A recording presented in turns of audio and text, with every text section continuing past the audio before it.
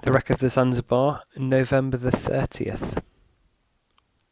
We are leaving. I read it and I still can't believe I'm writing it. We're leaving Briar for good, forever. And there's others doing the same thing all over the island. Even the chief is leaving.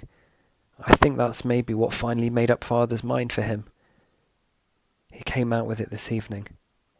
If he's going, said Father, then that's an end of it. And the end of Briar, the end of us. There'll be no one left. We're leaving. You can leave if you want to, said Granny May quietly, but I'm staying put. You hear me? I'm staying put. Mother said what I was thinking. But what if Billy comes back? We won't be here for him. Father spoke sharply without looking at her. We can't spend our whole lives waiting for Billy, he said. He didn't have to go off like he did he?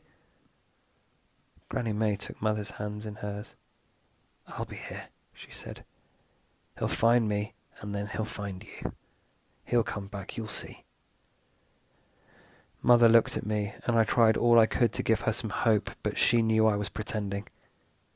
She's sitting downstairs now, crushed and sunken in her chair.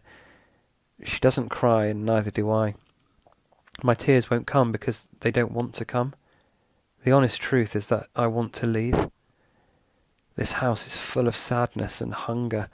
We're lucky to have one meal a day. There's no bread, no milk, no eggs. Only a few soft potatoes and limpets. There's always limpets. There's no joy, no laughter, no Billy. No one smiles at you anymore as you pass by. No one waves. Everywhere I see stooped figures bending into the wind, faces gaunt with hunger, yellow from too many limpets. Some people have left already. Sally and Sarah and all their family, and Mr. and Mrs. Gibson from the shop. Father says we'll be gone in a week or so, if the weather permits, on the next boat to the mainland. I shan't be sorry. Granny May is sleeping in with me now. We try to keep each other warm. She's so thin. I've told her, and I've told her she must come with us when we leave, but she won't listen. Instead, she whispers in the dark about our turtle. She wonders if we'd have done the same thing now, whether we'd have helped him back into the sea if we'd been as hungry as we are now.